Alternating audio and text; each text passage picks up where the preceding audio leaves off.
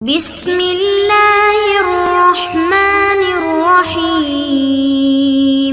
السلام علیکم معزز طلباء کرام، آپ سب کیسے ہیں؟ آج ہم نور الانوار کے سبق نمبر 337 کو پڑھیں گے۔ آج کے ہمارے سبق کا عنوان ہے او کے تیسرے مجازی معنی کی مثال۔ آج کے ہمارے سبق کی عبارت کا قولہ تعالی لیس لک من الامر شیء سے شروع ہوتی ہے۔ آج کے سبق میں ہم گزشتہ سبق میں جو ہم نے ایک تیسرا مجازی معنی پڑھا تھا اس کے حوالے سے مثال کا ذکر کریں گے۔ تو آئیے سب سے پہلے آج کے سبق کی عبارت پڑھ کے اس کا ترجمہ کرتے ہیں، اس کے بعد باقاعدہ وضاحت کی طرف بڑھتے ہیں۔ مصنف علیہ رحمہ لکھتے ہیں کقولہ تعالی لیس لک من الامر شیء او یتوب علیہم او یعذبہم فإن قوله او یتوب لا يصلح ان يكون معطوفا على قوله لیس لک لعدم اتساق النظم۔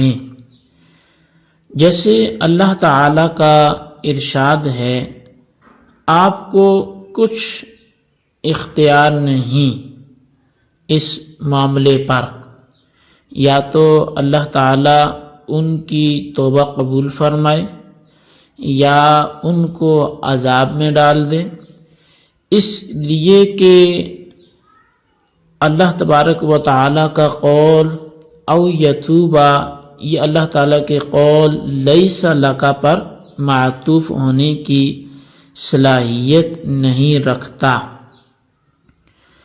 کیونکہ کلام کا ربط نہیں ہے۔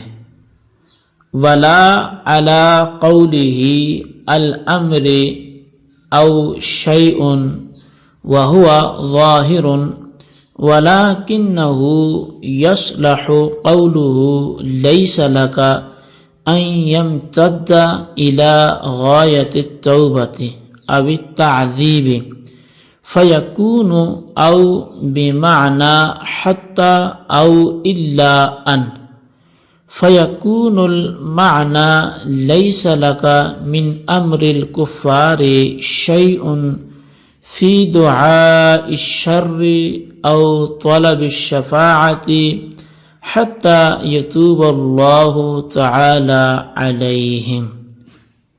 اور اللہ تبارک و تعالیٰ کے قول الامر یا شے پر بھی معطوف نہیں ہو سکتا، اور وہ ظاہر ہے، لیکن اللہ تبارک و تعالیٰ کے قول لیس لکا غایت توبہ یا تعذیب تک ممتد ہونے کی صلاحیت رکھتا ہے، لہٰذا کلمہ او حتی یا الا ان کے معنی میں ہوگا، اور معنی یہ ہوں گے کہ اے نبی آپ کو کفار کے بارے میں بد دعا کرنے یا شفاعت طلب کرنے میں کوئی اختیار نہیں ہے، یہاں تک کہ اللہ تبارک و تعالی ان کی طرف متوجہ ہو جائے یا ان کی توبہ قبول فرما دے۔ فَإِنَّهُ حِينَئِذٍ يَكُونُ لَكَ طَلَبُ الشَّفَاعَةِ أَوْ يُعَذِّبَهُمْ فَيَكُونُ لَكَ الدُّعَاءُ بِالشَّرِّ۔ پس اس وقت آپ کو شفاعت طلب کرنے کا حق ہوگا، یا اللہ تعالیٰ ان کو عذاب دینے کا ارادہ کر لے تو آپ کے لیے بد دعا کرنے کا جو ہے وہ حق آپ کو حاصل ہوگا۔ وروی ان النبی علیہ الصلاۃ والسلام استأذن اللہ ان یدعو علیہم فنزلت، اور روایت کیا گیا ہے نبی علیہ الصلوۃ والسلام سے کہ رسول اکرم صلی اللہ علیہ وسلم نے کفار کے حق میں بد دعا کرنے کی اجازت طلب کی، چنانچہ یہ آیت نازل ہوئی۔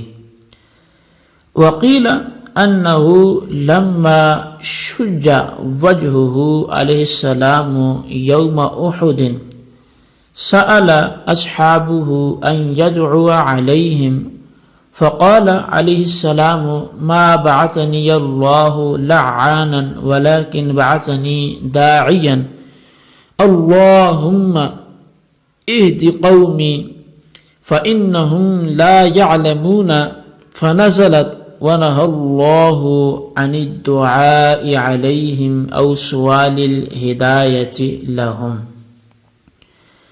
اور کہا گیا ہے کہ غزوہ احد کے موقع پر جب رسول اکرم صلی اللہ علیہ وسلم کا چہرہ مبارک زخمی ہو گیا تو آپ کے صحابہ کرام نے کفار کے حق میں بد دعا کرنے کی درخواست کی. پس نبی اکرم صلی اللہ علیہ وسلم نے فرمایا کہ اللہ تعالیٰ نے مجھ کو لعنت کرنے والا بنا کر نہیں بھیجا بلکہ داعی الی الخیر بنا کر بھیجا ہے. پھر دعا کی کہ اللہ میری قوم کو ہدایت عطا فرما اس لیے کہ وہ نہیں جانتے ہیں. پس مذکورہ آیت پھر نازل ہوئی اور اللہ تعالیٰ نے ان کے حق میں بد دعا کرنے کی یا ہدایت کی درخواست کرنے سے منع فرما دیا. جی طلبہ کرام، یہ تھی ہمارے آج کے سبق کی عبارت اور اس کا ترجمہ. آئیے اب اس کی وضاحت کی طرف بڑھتے ہیں. اچھا، یہ بات گزر چکی کہ کلمہ او مجازن حتی یا الا ان کے معنی میں استعمال ہوتا ہے.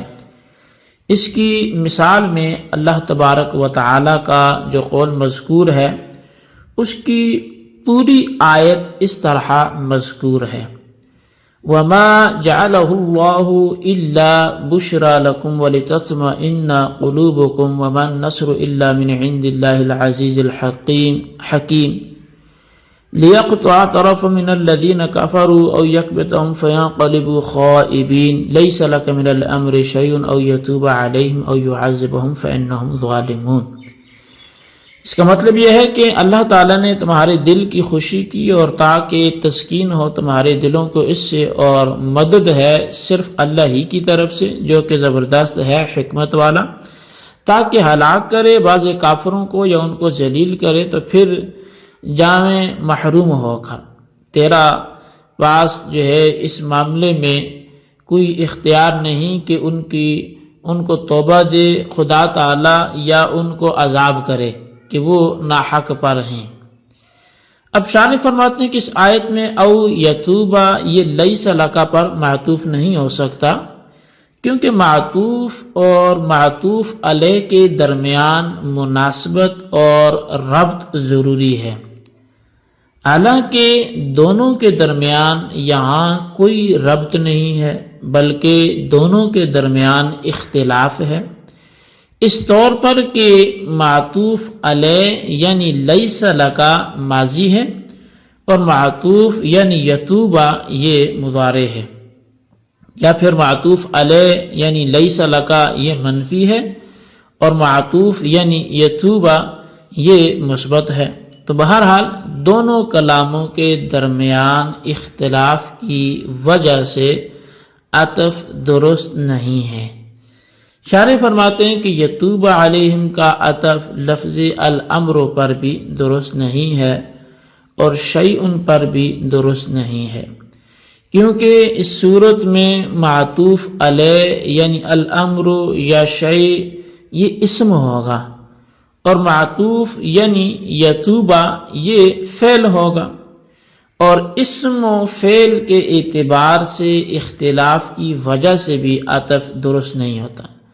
لہذا یتوب علیہم نہ الامر پر معطوف ہوگا اور نہ شے پر معطوف ہوگا.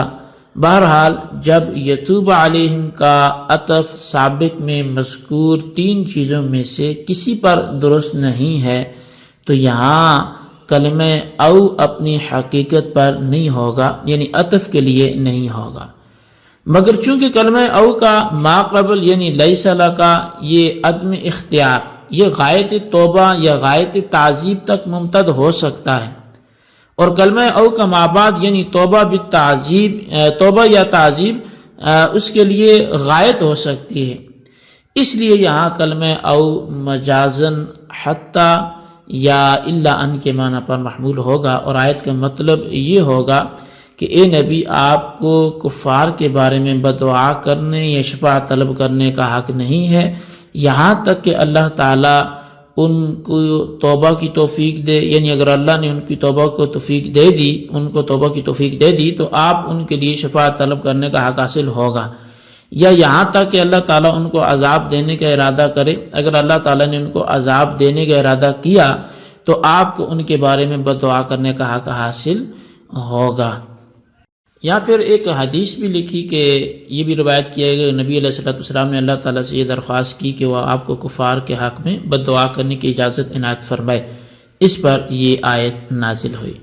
جی طلبہ کرام، یہ تھی ہمارے آج کے سبق کی عبارت، اس کا ترجمہ اور اس کی وضاحت۔ اس کو اچھی طرح سمجھیں، اس کے خلاصے کو رجسٹر پر لکھیں اور بالخصوص ان سوالات کے جوابات بھی دیں۔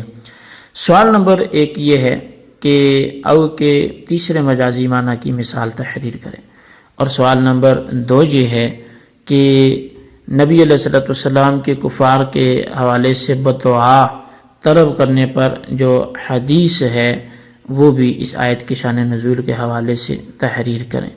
اللہ تبارک و تعالیٰ سے دعا ہے جو کچھ ہم نے پڑھا سنوں سے یاد رکھنے کی توفیق نصیب فرمائے، آمین بجاہ النبی الامین صلی اللہ علیہ وسلم۔